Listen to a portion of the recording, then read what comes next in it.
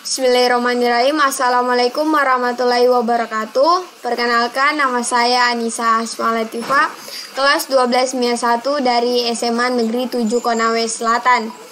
Di sini saya akan menjelaskan tentang pembahasan soal dari soal-soal penerapan hukum Faraday. Langsung saja kita masuk ke pembahasan. Perbandingan elektrolisis antara senyawa NiSO4 dan AgNO3. Oke, kita masuk ke contoh soalnya. Pada elektrolisis larutan NiSO4 selama 45 menit menghasilkan endapan Ni sebanyak 9,75 gram.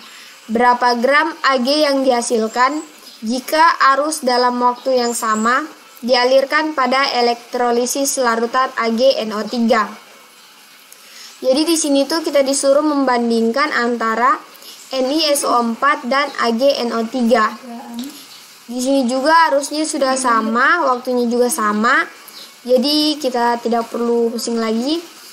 Massa Ni di sini diketahui 9,75 gram, sedangkan massa Ag-nya itu belum diketahui.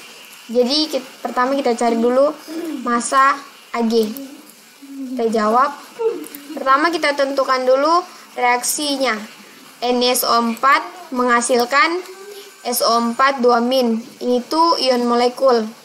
Karena ekstensi atau jumlah unsurnya 1, berarti kalau di sini 2-, di sini juga harus 2+. Selanjutnya AgNO3 menghasilkan NO3 ini muatannya minus. Ini juga ion molekul. Karena perbandingannya juga 1, jadi nanti di sini Ag+. Selanjutnya kita akan jawab dengan menggunakan cara pertama, yaitu hukum Faraday 2, dan cara kedua sebentar stoikiometri reaksi. Ini ada rumus perbandingan massa Ni per massa Ag berbanding massa ekivalen Ni per massa ekivalen Ag. Apa itu massa ekivalen? Massa ekivalen adalah massa per valensinya. Nah, itu dia, massa ekivalen itu massa per valensinya. Sedangkan kalau logam itu massa per muatannya. Di sini massa Ni itu diketahui 9,75 gram. Massa ekivalen Ni atom relatifnya per muatannya. Jadi 58,5 per 2. Massa ekivalen Ag berarti 108 per 1. Karena sini tuh positif 1. Karena massa Ag yang dicari ini kita pindahkan ke atas, ini kita pindahkan ke bawah, ini kita pindahkan ke sini. Jadi 108 kali 9,75 kali 2 per 58,5. 9 kali berapa yang menghasilkan 54? 9 kali 6, 108 bagi 6, 18 kali 2, 36.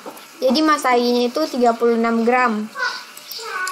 Selanjutnya dengan soal yang sama kita akan menggunakan cara kedua, yaitu stoikiometri reaksi. Pertama kita isi dulu reaksi katoda NiSO4 dan AgNO3. Jadi katoda itu kan reduksi logam. Jadi kalau di sini yang tadinya Ni2+, dia akan menjadi Ni. Ini tuh di sini yang terlibat 2 elektron. Koefisiennya juga 2. Koefisien 2 itu setara dengan 2 mol elektron. Ni di sini tuh koefisiennya 1, jadi 1 mol Ni. Kita juga harus melihat perbandingan antara 2 mol elektron dan 1 mol Ni. Jadi karena di sini koefisiennya 2, di sini kita kali silang. Ini kali ini kali ini. Lalu rumus mol Ni itu apa? Rumus mol Ni itu massa per AR. AR-nya.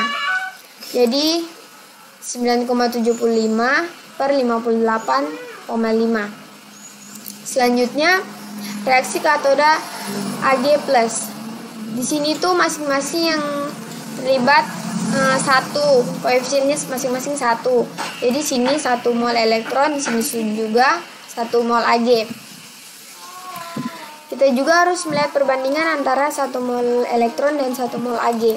Jadi mol elektron itu sama dengan mol Ag karena perbandingan koefisiennya 1, berarti perbandingannya 1:1. Beda tadi sama yang ini. Ini itu dikali silang, ini kali ini kali ini. Nah, rumus mol elektron itu kan ini itu kita dapat dari Ni. Jadi ini kita pindahkan ke bawah. Rumus mol Ag itu massa per AR-nya. AR-nya itu 108. Jadi 108 kita pindahkan ke sebelah jadi kali 9,75/58,5 itu 1/6.